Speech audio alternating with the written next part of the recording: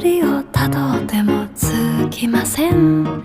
森の小さなレストラン、空っぽのポケットをまっさぐって忘れた人からたどり着く。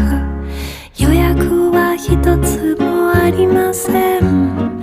森の小さなレストラン、空席だらけのランチ時、小鳥がパタパタ笑ってる。チュルチュンチュンチュンチュンチュンチュルチュン。